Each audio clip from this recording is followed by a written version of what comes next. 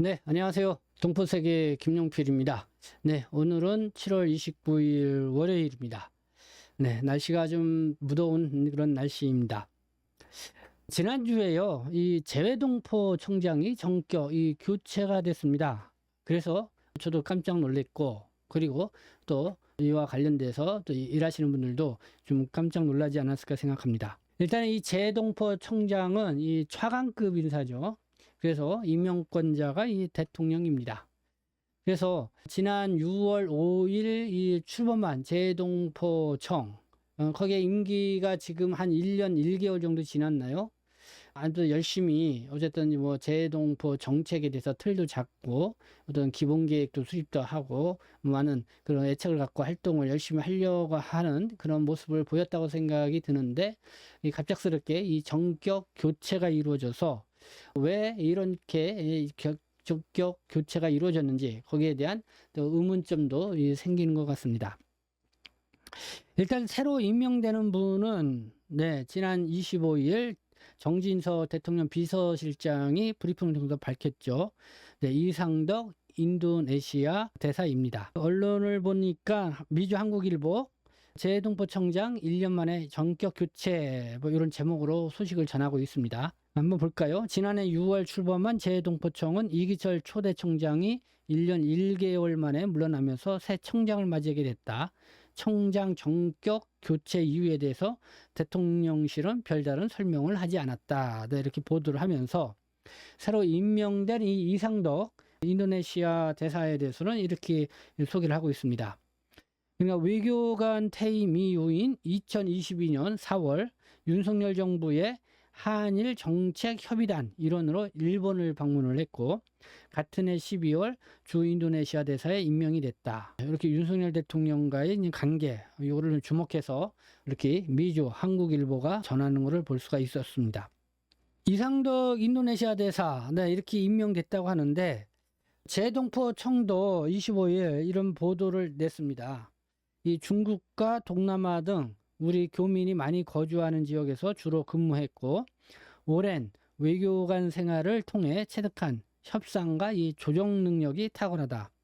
재외동포 보호와 모국과의 교류 협력 강화에 기여할 것으로 기대한다. 재외동포청도 이 대통령실에서 바로 이렇게 임명 소식이 나오자마자 이렇게 이 보도자료를 통해서 밝히고 있습니다. 지금 오늘 29일, 그리고 한 4일이 지났습니다. 근데 언론 검색을 해보니까 뭐 여기에 대한 특별한 이유, 사유 뭐 이런 거는 나와 있지는 않습니다. 그러나 이 새로 임명된 이상덕 대사, 제2대 재동포 청장이죠. 거기에 대한 짤막한 전 소개가 있고, 그나마 미주 이 중앙일보가 미주 한인사회의 재미동포 사회의 단체장들의 이 반응, 이런 것들을 지금 전하고 있습니다. 그래서 한번 그거를 볼 텐데요. 먼저 언론에 소개된 것을 보면 이렇습니다.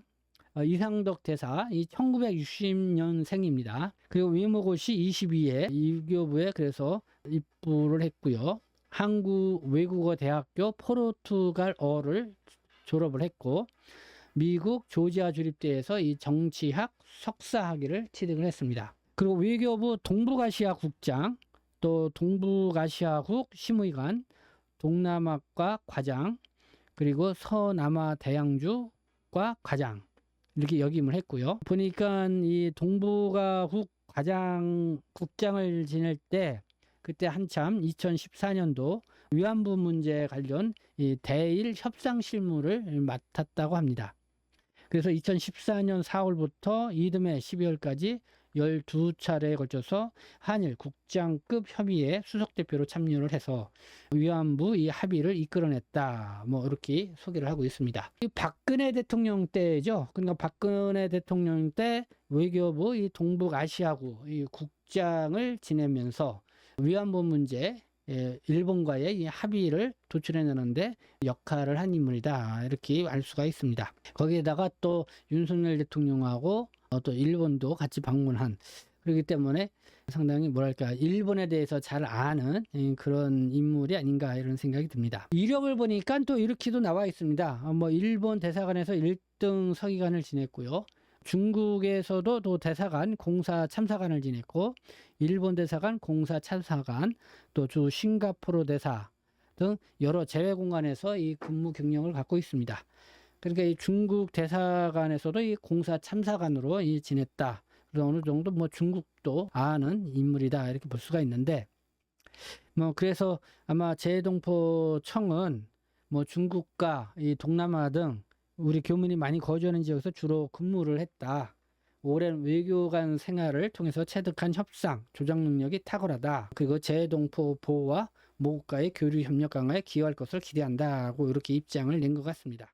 그 전에 이 재동포 재단 같은 경우는 그 이사장이었죠. 임기가 한 3년. 그래서 거의 보장이 됐었습니다.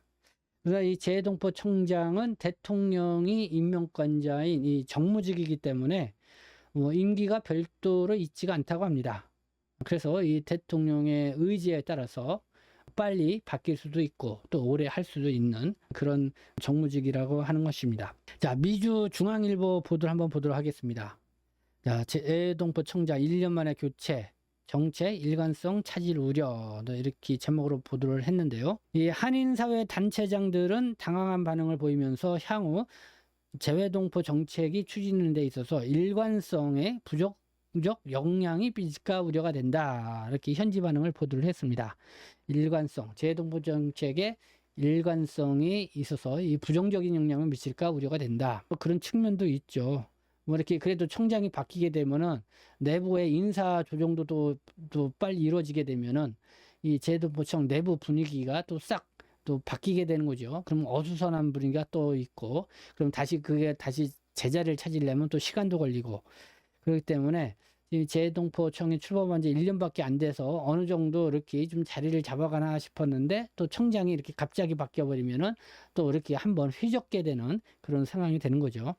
김봉현 LA 한인상공회의소 회장, 네. LA 총영사 출신인 이기철 초대 청장은 동포사회 사정을 잘 알고 이 세심한 사안까지 챙기며 상공회의 맛집 프로젝트 지원 등에도 앞장섰던 인물이다. 이 재외동포청이 새로 출범한 만큼 정책 수립과 집행까지 굉장한 노력이 필요한데 특별하게 잘못한 점이 없는 청장을 마치 이 자리 채워주기 식으로 교체한 것 같아서 동포 입장에서는 유감이다. 네, 김봉현 LA 한인상공회의소 회장의 이야기입니다. 제임스 안 LA 한인회장, 정무직은 대통령 의중에 따라서 자주 바뀌는 것으로 알지만은 이렇게 갑작스러운 교체 배경은 궁금하다. 이 재외동포청과 재외동포협력센터가 정확히 무슨 일을 하는지 어떤 도움을 받을 수 있는지도 보다 명확한 정보를 제공하면 좋겠다. 지금 재외동포협력센터, 그러니까 재외동포 재단에 있던 직원들이 이 재외동포협력센터로 승계돼서 거기서 일을 하고 있는데 지금 뭐 재외동포청과 이 재외동포협력센터가 두 기관이 어떻게 지금 뭐 움직이고 있는지 이게 좀 혼돈도 오기도 하고, 그리고 서로 이렇게 좀 조화가 잘 이루어지지 않고 있는 그런 측면도 있다. 뭐 이런 이야기를 이렇게 들리고 있습니다. 아마 그래서 그런 부분을 이야기를 하고 있고, 아마 뭐 그런 재외동포 협력센터와의 관계 뭐 이것 때문에 이번에 재외동포 청장이 바뀌었을까? 네, 좀 그렇게 생각해 볼 수도 있는 여지가 있지 않을까 하는 생각도 드는데, 어쨌든 그런 지적이 있었다는 거 여러분들 말씀을 드립니다. 재외동포 단체 지원 단체들 이번에 재외동포청에 대한 좀 나름 또 불만도 있었다는 것도 좀 여러분들에게 말씀을 드립니다.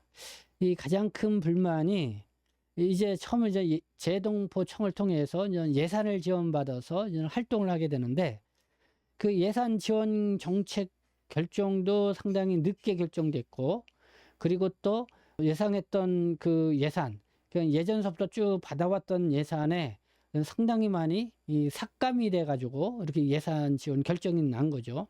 그러니까 재외동포 단체라든가 이 지원 단체들이 여기에 대한 상당한 이 불만을 갖고 있다. 그래서 뭐 심지어는 이 재동포청을 향해서 이와 관련돼서 책임을 묻는 뭐 성명서를 발표를 한다라든가 뭐 그렇게 움직였던 그런 단체들도 있었는데요. 어쨌든 그러기 전에 이렇게 재동포청장이 이렇게 바뀌게 됐다. 그러나 사실 이렇게 예산 집행이라든가 이런 결정은 재동포청에서만 할 수 있는 게 아니죠. 이 기획재정부라고 이 기재부에서 먼저 예산도 확보를 해주고 그렇게 해서 이제는 집행을 하게끔 해줘야 되는데 뭐 기재부에서도 그게 좀 결정이 늦어지고 뭐 그랬다 뭐 이런 얘기도 있습니다. 그래서 예산 지원 결정이 늦어지고 예산이 대폭 삭감이 됐다는 이유로 이 재동포 청장이 이렇게 교체가 됐다. 뭐 그 이유만 놓고 보기에는 좀 미흡한 점이 있지 않나 이런 생각이 듭니다. 네, 어쨌든 뭐 이렇게 대통령의 의지로 이 재동포 청장이 이 갑작스럽게 이렇게 교체된 거에 대해서 어쨌든 동포 사회에서는 그래도 우려의 목소리가 나오고 있다.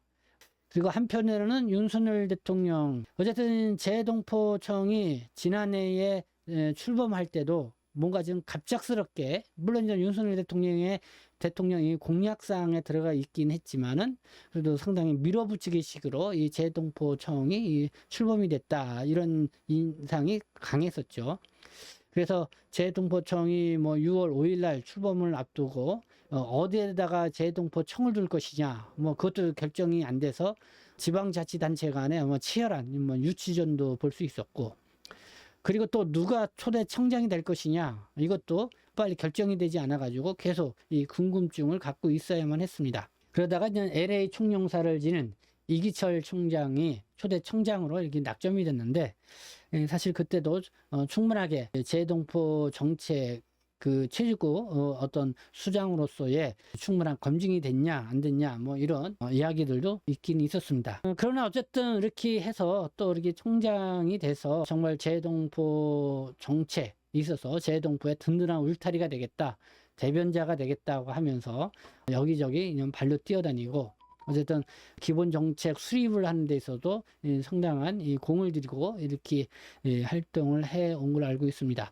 그래서 상당히 의지를 보였었는데 이렇게 갑자기 이게 정책 교체가 됐다고 하니까 이기철 청장 입장에서도 상당히 뭔가 당황스러운 그런 상황이 있었지 않겠나 이런 생각이 듭니다. 그래서 뭐 이런 것이 윤석열 대통령의 또 이렇게 통치 인사를 임명하는 스타일인가 뭐 이런 거를 또 한 단면을 보게 되는데 어쨌든 모든 거를 이렇게 충분한 고려 없이 갑작스럽게 이렇게 밀어붙이시기를 하는 게 윤석열 대통령의 또 하나의 보면은 스타일처럼 이렇게 보이고 있죠. 거기에다가 이제는 이 이상덕 제2대 청장 보니까 윤석열 대통령하고 일본과 관련돼서 뭔가 관계도 있고 그 위안부 문제의 해결에 있어서 관계에 있어서 그래서 또 그런 거와 관련된 하나의 보원 인사가 아니겠는가라는 그런 생각도 들면서 이 재동포 청장 이 자리가 이렇게 이 보원 인사 형식으로 이루어지는 거에 대한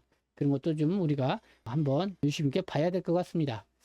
상당히 이 재외동포 정책이라는 거는 뭐 세계에 흩어져 있는 동포들을 이렇게 두루두루 알고 거기에 대한 상당한 이 전문성도 좀 갖춰야 되고 식견도 있어야 되거든요. 된다고 생각이 듭니다. 그래서 충분히 그러한 인사가 책임을 질 수 있는 재외동포 청장으로 와서 그런 역할을 해야 되는데 어떤 그런 부분에 대해서 이 대통령이 충분히 심사숙고하고 재외동포 청장을 임명을 하고 있는 것인지 뭐 이런 거에 대한 또 의문을 갖게 하는 이번에 전격 교체 소식이 아니었나 생각이 듭니다. 네, 그래서 그런 부분에 있어서 좀 아쉽게 생각을 하는 거고요. 어쨌든 제2대 이상덕 청장, 네, 좀 재동포를 위해서 앞으로 더 관심 갖고 많이 활동을 해 주시면 감사하겠다. 이런 말로 인사를 드리면서 방송을 마치도록 하겠습니다. 네, 지금까지 시청해 주셔서 감사합니다. 저는 동포사회심 대표 변주장 김용필이었습니다.